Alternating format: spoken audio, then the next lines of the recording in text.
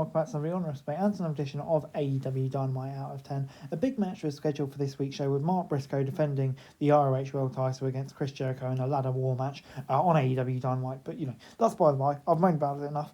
But we also got Jack Perry and the Young Bucks taking on Daniel Garcia and Private Party.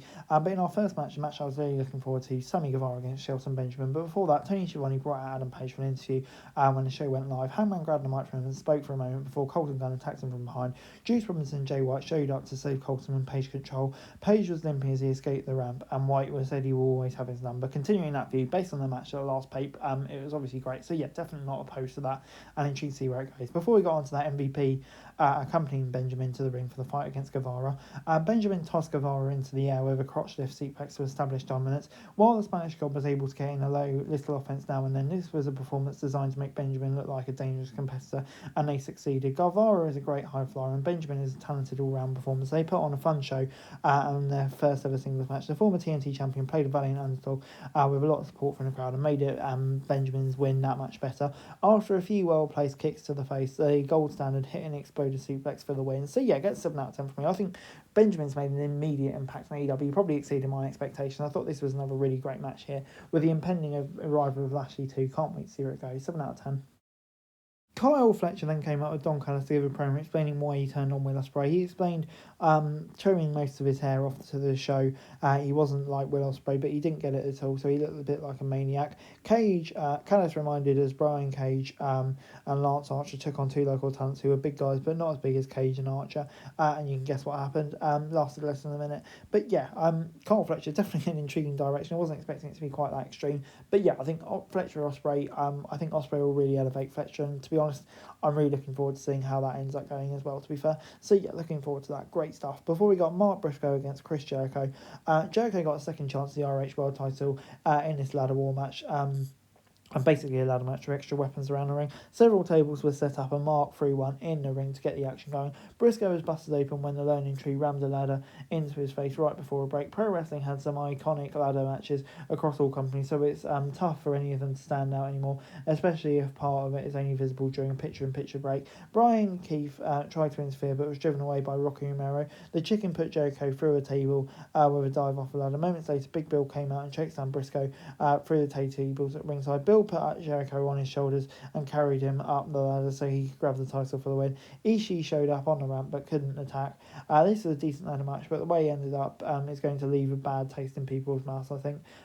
Yeah, to be honest, not a massive fan of Jericho winning the belt back, but hopefully it keeps him on ROH TV for a while and then get the ROH stuff on ROH stuff, if that makes sense. And Jericho, yeah, can have a much needed break from AEW. It's kind of the way I feel about it. Or hopefully it'll go 6 out of 10. Adam Cole then came out, was quickly interrupted by the Undisputed Kingdom. Roderick Strong said he wants MJF first, and Cole agreed. MJF gave a speech from a massage bed saying he faced one of them at Full Gear, which seems like it'd be strong. Kind of longing out that Cole match even more. How long do we have to wait for it? Jesus. Black, Buddy Matthew and Brody King were then in action against 3 local talents. And yeah, I'm not going to say what happened because you already know. Camille then had her biggest test in AEW to date when she took on Queen Aminata. The Brick House had a big clothesline and was shocked when Aminata kicked out. They battled into a commercial break and it seemed like Camille had the match in hand. The Queen began to make a comeback as we returned. She hit a few big moves and came close to winning, but Camille eventually regained control and won with a reverse DDT. This match had a couple of sloppy moments that stood out, but most of what we saw was decent. Stat came out and got into a fight with the Brick House, but Mercedes Moné got involved and it was too much for her to overcome. So yeah, I'm going to give it 6 out of 10 from me. I thought, the match was alright. Could be an interesting storyline for Statlander and Monet, but I just feel like the whole stuff with Monet yet, and obviously she's involved in all this, just isn't quite clicking for me yet. So yeah, I'm going to give it 6 out of 10.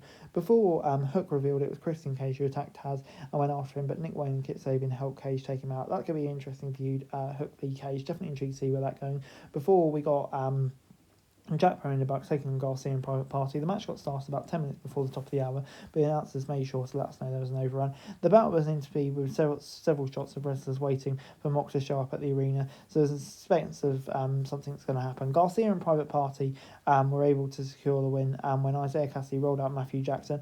Brothers, they asked for a rematch for the titles and said if they leave, Private Party was split up. The Bucks agreed. And that's going to be a really interesting match. Can't wait to see where that goes. Claudio and Wheeler Yuta attack Private Party while Mox dragged Taylor to the ring. Orange Cassidy was too late to save Taylor from having his neck stomped by the chair. And yeah, I thought this was really good. Main event, obviously, big win for Private Party and got an intriguing stip, obviously coming up for Full Gear, I believe. And then Moxley, I think the way him and his group are just looking like killers. Obviously, beating Danielson was massive and just continued on since then. I think it's been really great. So yeah, 7 out of 10. Overall, Dynamite this week gets a 6 out of 10 from me. I thought it was a pretty solid episode of Dynamite. Enjoyed the main event. Thought the first match on a card was really solid. I think Christy and Hook feud is going to be very intriguing going forward. The only thing I'm not sure about is Jericho winning the title, but hopefully that's an ROH issue because I don't watch ROH more than an AEW issue. But hey guys, that's it for this video. Thanks very much for watching. Remember to like, share, subscribe. Follow us on our socials. Link in the description below for daily wrestling news, meme and content. Subscribe to our other channels on screen right now. That'd be greatly appreciated. Thanks very much for watching. Peace out.